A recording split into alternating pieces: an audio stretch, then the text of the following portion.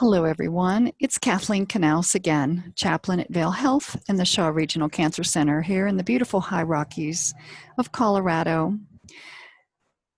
This month, I am feeling inspired by a blog that I follow.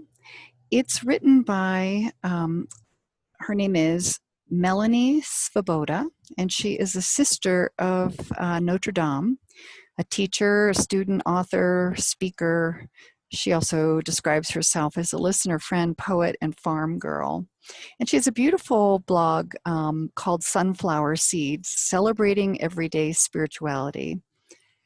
On July 6th, she wrote an entry called "A Kitchen is a Holy Place." And that's what I wanted to share with you today. It's so interesting, isn't it, that we tend to see parts of our lives, like our kitchens, as functional, having a purpose, but not necessarily the purpose of inspiring some kind of spiritual connection. So I'm going to read her blog to you. It ends with a couple of questions, and those will be the questions I will leave with you to contemplate this month as you are in and out of your own kitchen. Here we go. A kitchen is a holy place, as holy as any sanctuary. What was the kitchen of your childhood like? When I was growing up, we had a bright yellow kitchen. It wasn't very big, just large enough to accommodate a stove, a refrigerator, and a sink with counters and cupboards extending on both sides. 2 windows were perched above the sink facing east. They overlooked our spacious side yard with its wide ash tree, tall maple, and several pear trees. Our large kitchen table was in the center of the adjoining room, our dining room. As a child, I saw the kitchen as a magical place. It churned out all kinds of good stuff: hot oatmeal for a winter breakfast, chicken noodle soup and bologna sandwiches for lunch, meatloaf and mashed potatoes for supper.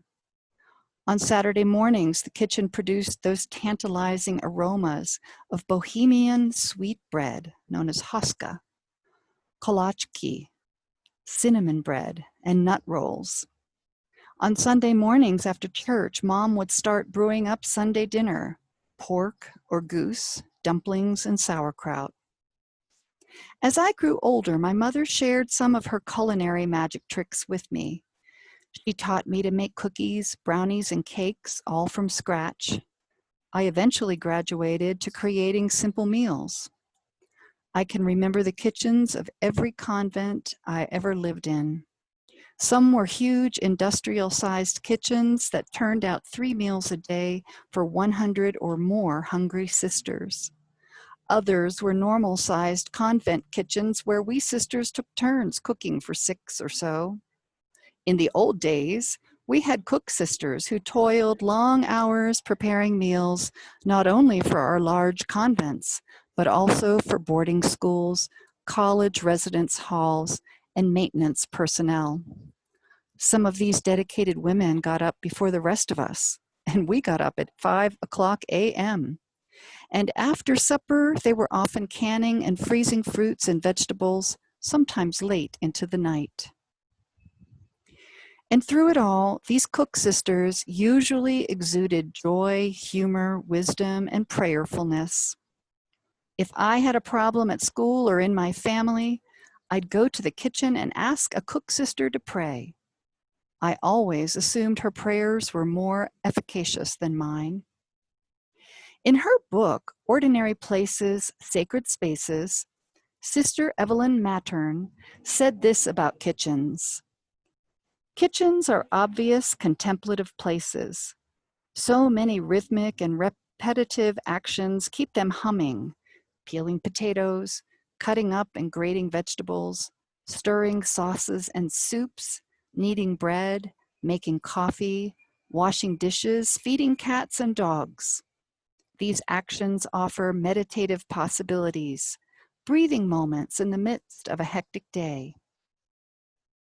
I wonder, though, with today's modern conveniences such as prepared foods, microwaves, and Grubhub, if we have lost these rhythmic and repetitive actions so conducive to contemplation.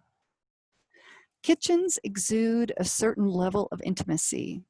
Stranger or formal guests don't usually get invited into our kitchen. We share our kitchen with family and close friends. Realtors know the importance of kitchens.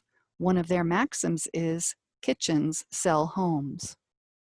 When Jesus sent his disciples to get a room to celebrate the Passover, he must have known that a nearby kitchen was part of the deal. Da Vinci's famous painting of the Last Supper, as beautiful as it is, did us a disservice. It made us think of this event as a quiet, private affair involving 13 men. I like some of the more modern depictions by Bodan Piasecki and Nora Kelly, for example, that include women and children. I give a website to view these paintings below. Rights matter.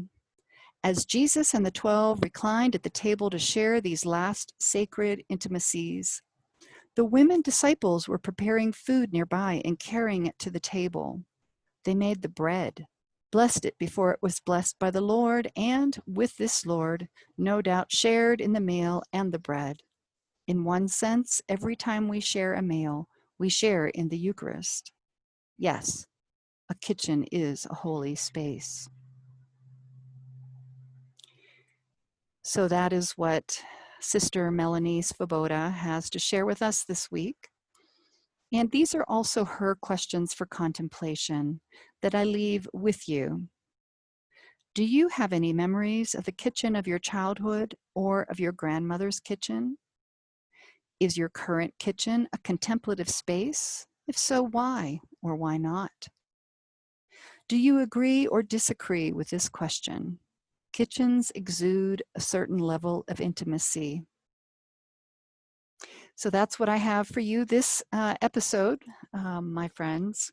I hope the past month has treated you well, and that all those things that you need to be comfortable and feel safe in the era of coronavirus, and for those of you who are in active treatment at Shaw, please know that we chaplains continue to hold you in love and light. May the month ahead be well.